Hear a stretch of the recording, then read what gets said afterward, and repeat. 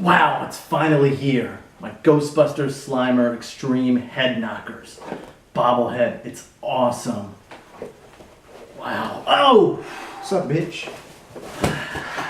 Hey. Was Ghostbusters #1 this weekend?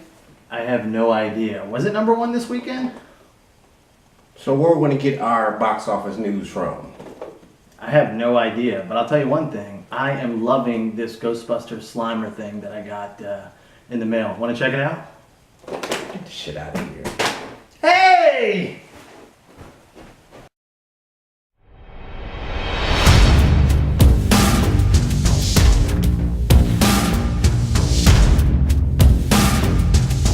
Hey, welcome to the Dex and Mike show. In case you can't read, I'm Mike, and this is Dex. And today we're going to have our quick box office report and tell you what was #1 at the movies for the weekend of July 18th. So first, at #1, we got The Secret Life of Pets, which you won't find that review here. If you want a review for that, do it yourself, take your kids to see it, because we're not watching that. But that debuted at #1 with $50 million. Domestically, it's come in with $203 million, and worldwide, it's at $253. Wow, which is like amazing. The fact that a movie that I have no interest in watching has made so much money. So it kind of tells you that people will just go out and watch anything. I mean, animated movies are killing it this summer. Yeah, I know. I guess when we get to our #4 movie, we'll talk about that. All right, so what was #2? #2 was Ghostbusters, which came in at #2 with $46 million domestically, and with a worldwide total of $65 million, which, if you didn't know, we already reviewed that movie. It's the only other video on our channel, so you better watch that because we had to sit through that. What did you think about Ghostbusters? I thought the movie was okay, and I think it made $46 million, which I think it was mainly because of the brand. So I was looking at the numbers, and it turned out that 54% of the people that went to go see it were actually women. Can you believe that? And then 46% of people were 25 and above. So I don't think this is going to be a movie for kids, but do you think it has the legs to basically get over the $144 million budget? I think it does because, according to Box Office Mojo, it's on par with director Paul Feigs and Melissa McCarthy's previous movies like Heat, Spy, and Bridesmaids, which was their biggest hit.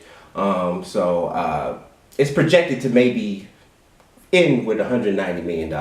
Well, I don't want to be a spoiler, but I've seen other numbers that say it might just be south of 100 million, and also that it might reach like 145. But see, here's the thing.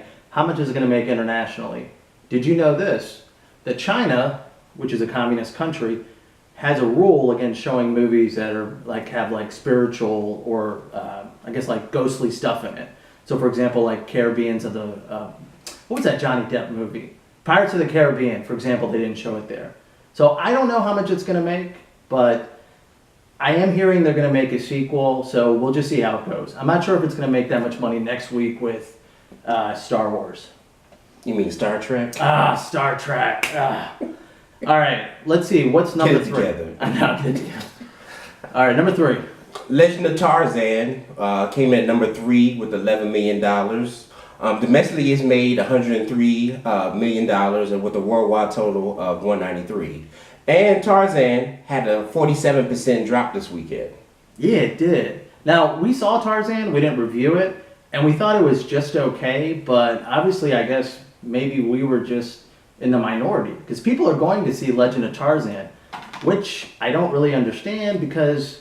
It wasn't that great. It wasn't that It was alright. It wasn't...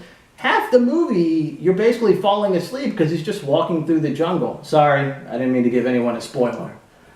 Alright, so maybe they'll make a sequel, maybe they're not, but hopefully they can learn from the mistakes of this horrible movie and maybe make a better one. I don't know, maybe with some action, maybe? Or not. Or not. All right, #4.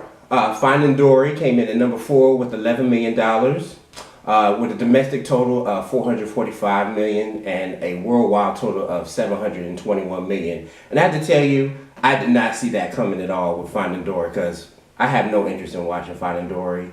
I haven't. I think it was like what 10 years too late. What was the last one? Finding Nemo. I can't remember. Yeah. But it's not for me. And but I'm really shocked at how animated movies are killing it this summer. I guess so. But I guess when people go, maybe they bring like 4 or 5 people with them. Think about it. You got your mom or your dad, and then you got like 2 or 3 kids. Exactly. So that's a lot. And here's another fact too. Finding Dory now is the highest animated movie in history. It just beat Shrek 2, which had 441 million. And it's still climbing. And I heard that there's still 3 more territories it hasn't been in out in Europe. UK, Italy, and I think also Germany. So this movie's probably going to hit $1 billion, and Which should make Disney and Pixar pretty happy. I think so, along with, I guess whatever else they got coming out. But I guess they're the kings of the animation movies.